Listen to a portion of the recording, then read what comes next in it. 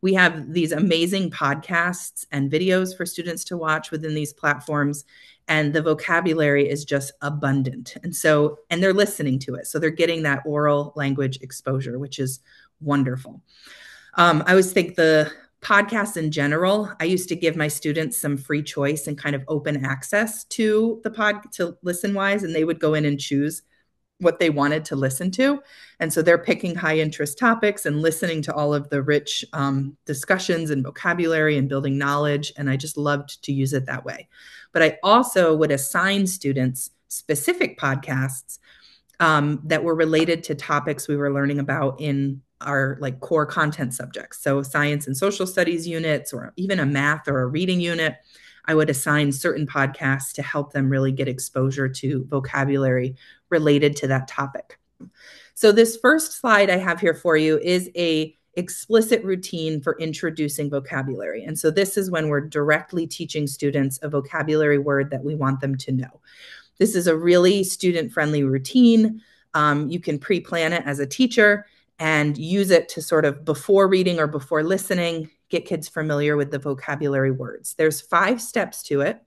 You start by discussing the word itself, talking about its phonology, its orthography, and its morphology. So what does the word sound like? How is it spelled? Are there any relevant morphemes?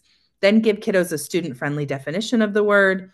Then use the word in some sentences, talk a little bit more about it, give the kids some context.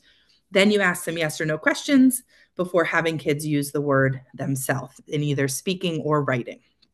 And I have an example for us to do together. I'll walk you through one so you can kind of see how it sounds. So this is a Kid News podcast called Stink Bug Invasion that is available on Listenwise. And this is just a 3-minute podcast all about stink bugs and how they're an invasive species. I think this would be a fantastic podcast if you're doing a science unit on like invasive species, or if you are like me and have ever had a stink bug flying around your classroom and you have kids just in complete chaos, you can teach them a little bit more about where those stink bugs came from.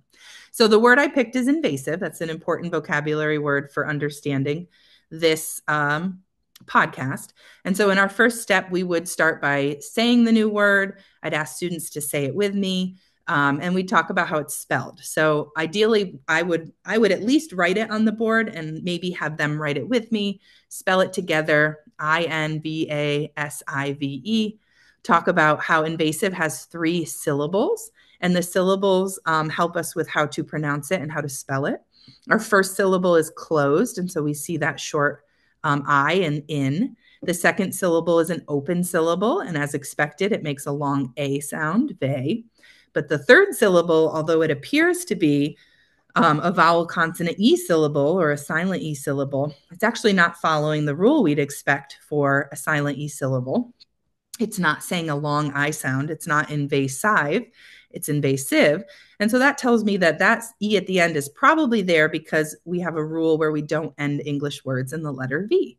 And so talking about those spelling patterns with kids is going to help them remember the word, the pronunciation, and the spelling of that word. Second step, I'm going to give kids a student-friendly definition. I'd say invasive is an adjective that describes something that has invaded a place or has gone somewhere where it doesn't belong. Then I'll say a little bit more about the word. I might ask students things like, can you hear that word invade in the word invasive? Those words are connected to each other because they both have something to do with going into a place where you're not supposed to be. We hear that word invasive a lot when we describe plants and animals that live somewhere that they didn't used to live. We call them invasive species. It's kind of the opposite of being a native species. A native species is a plant or animal that's always lived in a certain place, whereas invasive species have invaded that space. So I'm just giving them a little more context for that word. Some yes or no questions I might ask kiddos. If I brought a plant from another country and planted it in my backyard, could that be invasive? And they would say yes. I think another one might be, white-tailed deer have always lived in Pennsylvania. Are they invasive? And while they might invade your garden, they're not an invasive species. And then the last step would really depend on my student's skill level. I might have them talk about an invasive species they know of, or just have them use that word in a sentence, maybe just orally or in writing. So a very explicit way to introduce new vocabulary to students. The next three activities I have for you are vocabulary practice activities. And these are meant to help increase exposure to vocabulary words that you're teaching students directly. So we're trying to increase that fluency of using words.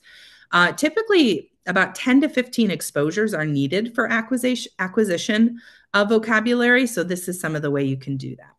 I grabbed a podcast here. Actually, I think this one is a Lingo Lift lesson that's all about ecosystems. And so it goes through the vocabulary of plains and rainforests and tundras. And then from there, we're going to create a word map, also maybe known as a Freyer model or a semantic map. There's lots of a word cloud. There's lots of names for these. But the idea is we're talking about examples and non-examples and the word structure and things that it might be confused with and what we might find there. And so we're creating this sort of map all about the rainforest in this example you see here. And we might do another one for plains and another one for tundra. And I could even imagine like a big anchor chart in your room with these different vocabulary words posted. So now we've got kids using all of these ecosystem vocabulary words to discuss different places around the world. And then this Lingo Lift lesson gives them even more exposure to those words as well.